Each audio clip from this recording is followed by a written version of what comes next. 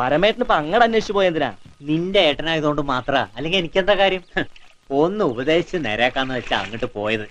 എടാ, അവനിപ്പൊ നമ്മളൊക്കെ ശത്രുക്കളാ. നിന്നോടാ ഭയങ്കര ദേഷ്യം. ആയിക്കോട്ടെ, എനിക്ക് ആരുടെ ഔദാര്യം വേണ്ട. ഞാനേ അന്തസ്സായിട്ട് ജോലി എടുത്താ ജീവിക്കണേ. സ്പിരിറ്റ് കടത്തും ചീട്ടുകളെയും പെണ്ണുകേസായി നടക്കുന്നവരുടെ പിന്നാലെ പോവാനേ എനിക്ക് പറ്റില്ല. നിന്നെ ആളാക്കിയത് അവനാ, അതിന്റെ നന്ദിപ്പല്ല. വേണ്ട, ഇനിയിപ്പൊ അവൻ പറഞ്ഞു മുഴുവൻ ഞാൻ ഇവിടെ പറയണില്ല. ഇനി ഞാൻ അവിടെ പറഞ്ഞത് ഇവിടെ പറഞ്ഞ ലഹള ഉണ്ടാക്കിന്ന് ആരും പറയണ്ട. അതൊക്കെ ശരിയാ, ഇല്ലെന്നാരും പറയാനില്ല. പഠിക്കാൻ കാശും തന്നിട്ടുണ്ട്. പക്ഷെ കഷ്ടപ്പെട്ട് പഠിച്ച് പാസ്സായത് ഞാനാ, എന്റെ ബുദ്ധി കൊണ്ടാ. അതും ചന്ദ്രേട്ടനെ എന്ന് പറയില്ലോ. പിന്നെ എനിക്ക് വേണ്ടി ചെലവാക്കിയ കാശ് എത്രയാന്ന് പറഞ്ഞാ അത് പലിശ സഹിതം കൊടുക്കാൻ ഞാൻ തയ്യാറാ. ആർക്കാടാ പലിശ? അമ്മ കേട്ടില്ലേ, പരമേട്ടൻ ചന്ദ്രേട്ടനെ കണ്ടത്. ഉവ്വോ, എനിക്ക് അങ്ങനെ ഒരു അബദ്ധം പറ്റി. അവന് സുഖാണോ പരമേശ്വര? പിന്നെ പരമസുഖല്ലേ.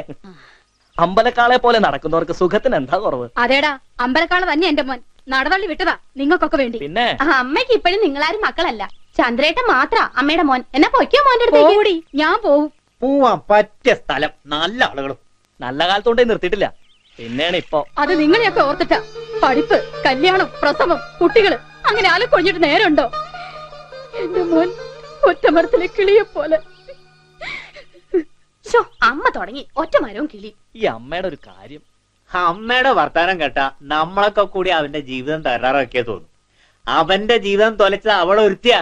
അവള് എന്ന് കാലെടുത്ത് കുത്തിയോ അന്ന് തുടങ്ങി നാശം. ഊരും പൊട്ടോള്.